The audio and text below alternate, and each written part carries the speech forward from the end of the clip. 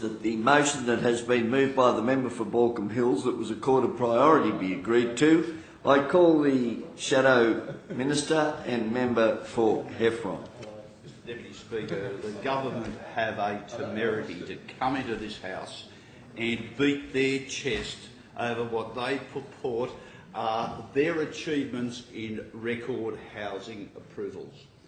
They stand in this House and somehow or other indicate that they actually did something to achieve this result. Absolutely. Now, I just want to remind this House of a publication last year, one that has, of course, some substance in this country, the Australian Financial Review, in their publication on the 30th of March 2013, under the title of New South Wales Development Approvals Hit Record Low. Local development approvals in New South Wales, the article says, I quote, have slumped to their lowest levels since records started in 2006. So, tell me, did you hear from the member of Baulkham Hills? I was going to say Wills, from Baulkham Hills. What is it that the New South Wales government has done in the last 12 or 15 months to achieve this number or this figure? Is there something that they have done? Have they talked about planning policies? Have they talked about state environmental planning policies? Have they talked about any statutory act? Have they talked about any administrative act? All they have talked about is somehow or other there is something in the New South Wales budget that has magically achieved these record highest housing approvals. Is there something in the Local Government Act? The answer is no. Is there something in the Environmental Planning and Assessment Act? The answer is no. Is there something that the Minister for Planning has done? The answer is no. So what is there? What has affected housing approvals? It's simply the lowest interest rate in generations that has affected those approvals. And of course it relates consequently to the entire world economic outlook.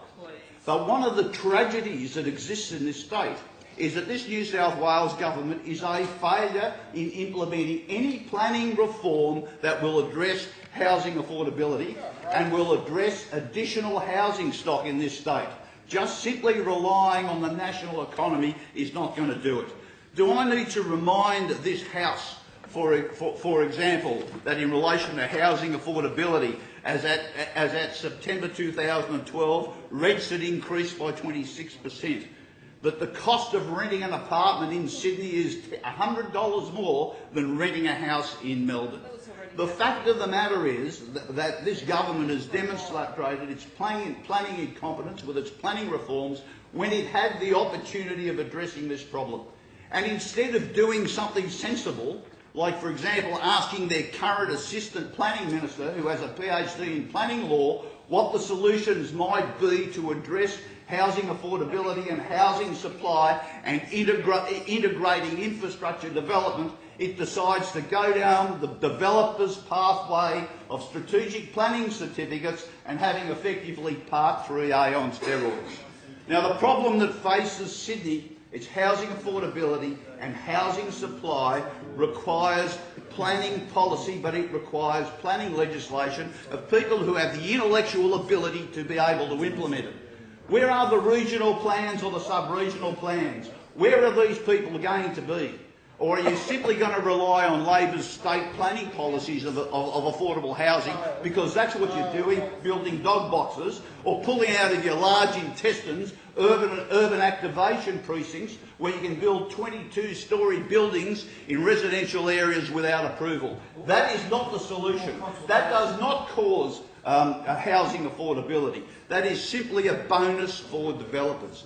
These serious problems require serious intellectual solutions, not driven by merchant bankers, not driven by the Property Council, not driven by developers, but by an intellectual approach. Now, the opposition has said to the government repeatedly over several years, we will work with you for a planning response.